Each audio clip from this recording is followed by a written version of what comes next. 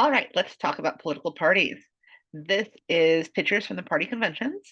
Here you looks like you got the Bidens and the Obamas, and here's a bunch of kids. I'm thinking they're probably the Trump grandkids. So the party conventions are one of the important things that the party does, during the election year. So political parties are groups of people with similar interests who work together to create and implement policies. They do this by gaining control over the government by winning elections. Their purpose but is not limited to, drafting legislation, guiding proposed laws through Congress, and informing party members how they should vote on important issues, nominating candidates to run for state government, Congress, and the presidency, and coordinating political campaigns and mobilizing voters. So they do a lot just by being the party. So, what makes the party different than the interest group? So, an interest group works to directly influence their leaders. So, those are going to be things like the NRA, right? They're working to influence Congress about gun laws. Political parties, they want to influence public policy through its members, some of which win, and hold public office. So interest groups do not exist primarily to elect candidates under a party label the way political parties do. Yeah, I can tell you I have interest in running for office at some point, and I've connected with the GOP in California, and they have programs that teach you. Interest group activities are more issue specific, narrowly focused, and often cross party. Interest groups, like the NRA, the NRA typically you are going to be Republican, but if you were a Democrat, that's not a problem, right? It's more issue specific. So think about the environmental groups. We'll talk about interest groups in another lecture. So the third party, right? Here's some different third parties. So, the third parties don't usually win. But one of the questions I want you guys to consider this week is, do you guys think, with the way our country is so polarized right now, do you think there's a way for a third party to make a move and be successful on the national stage? So the evolution of our political parties. Politics during the nation's founding was a local interest level as opposed to a national interest level. And remember, that's because when we were founded, right, we were 13 different states. We didn't have a strong federal government yet. That's evolved over the years. The Revolutionary War led to the formation of the two original political parties. Remember the Federalists and the Anti-Federalists? The Federalists wanted a stronger, more centralized government, and the Anti-Federalists wanted a more confederate system based on equality and autonomy. So just looking at those statements right there, the Federalists are going to be what, are known today as Republicans, and the Anti-Federalists would be Democrats. So then Andrew Jackson, he lost to John Quincy Adams, and that gave rise to the Democratic Party and the National Republicans. So don't associate these with the same ideologies because things flip flop, right? So for the past 170 years, political parties formed as alternatives to the Republican and Democratic parties, and those are third parties. Okay, so now we talk about winner take all elections. So most elections at the state and national level are the winner take all. You get the most votes, you win. These elections tend to limit the number of people who run for office. One of the things that I'm learning with these classes I'm taking on, running for office, is you have to be rich to run for office. You have to have significant financial means. And I really want you guys to consider that in this country. Should it be financial means be required to run for office? I don't think so. It's supposed to be anyone can do it. So elections tend to limit the number of people who run for office. Otherwise qualified candidates might not run if they think another candidate has an advantage, or if they have no financial means to run. So I can tell you that with that, the lady that I was going to run against, she's raised like $300,000, and I can't raise $300,000. So to be taken seriously, the candidate must convince voters that they have a real chance of winning. So one thing I was at the other day actually said, you should be able to go through your phone book and ask everyone for $1,000. Yeah, I just can't do that yet. This can be tough given the vast resources and mobilization tools available to existing parties. The likelihood of losing the election makes it more difficult to raise funds to support later attempts. If you lose, if you're known as a loser, who's going to want to donate to you? Think of it that way. So we have plurality versus proportional representation. Plurality voting. This is known as the first past the post, based on the principle that the individual candidate with the most vote wins, whether or not he has that majority of the votes. So that's majority in an election is 51% or greater. In a proportional representation electoral system, parties announce who a candidate is on their list and the voters pick a party. Luckily, we don't have that here. The closest thing we have is, you're restricted in the primaries to your party.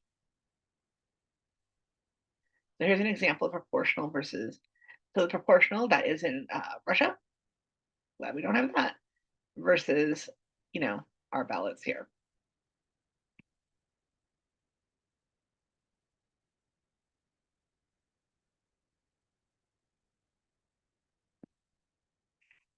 Forces that limit the number of parties, plurality voting,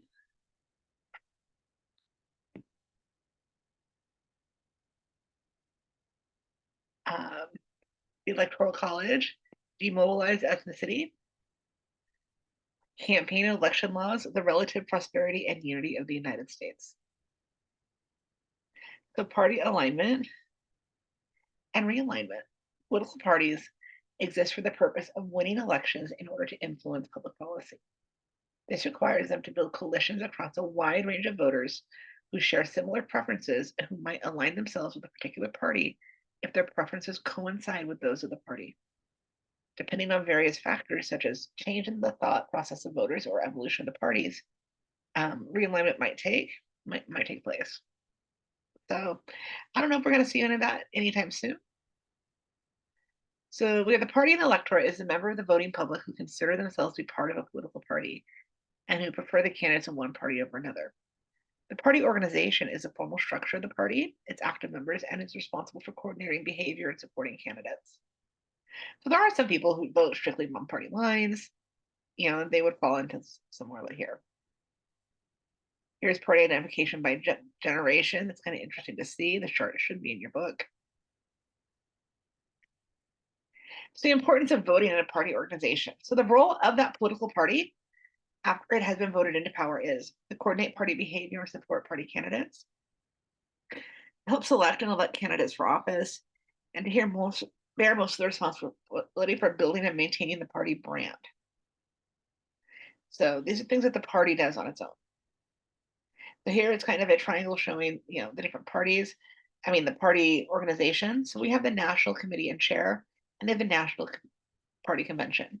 But then we also, like, for example, we have the Republican National Committee, and then we have the California GOP, the State Committee and Chair. They have a state party convention that's going to happen soon in Orange County.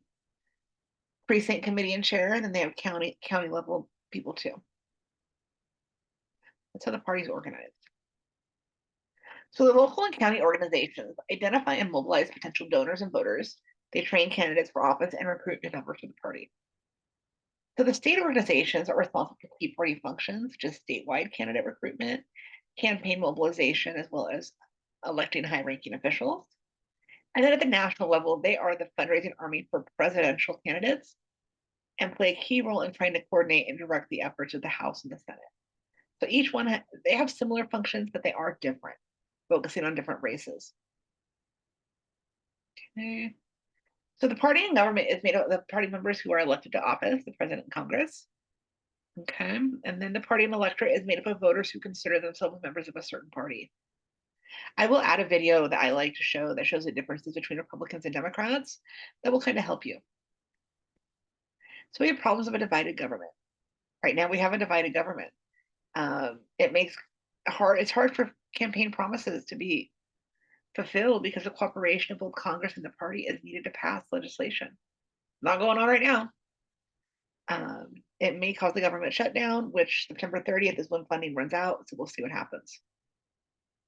So the benefits of a divided government. It might force parties to work together to solve problems or pass legislation. Parties can be kept in check from abusing power. That's a good thing, but it's also not good if you can't move any, legislation. Examples of polarization. Polarization, that's increasing dissimilarity between the Republicans and Democrats. A lot of people are wanting to go independent because of that. Here are two very polarizing figures. If you don't know them, the first one is Liz Cheney, who kind of got kicked out of the Republican Party based on based on her actions. Then they have AOC. So AOC is actually an interesting one to look at. She was a bartender, and there used to be a Netflix documentary that showed how she got elected, and this group trained her how to run for office and things like that. She took over her district based on the guy who had been elected before. He didn't even live there. So it's an interesting story. So why are things polarized? Be technology, gerrymandering, manipulation of candidates. So gerrymandering is something important for you to know. That is the manipulation of which legislative districts in an attempt to favor a particular candidate. So sometimes you'll see that districts are drawn really funky, and that is an example of gerrymandering. And it's based after here. We'll see how the Massachusetts redistricting was kind of weird.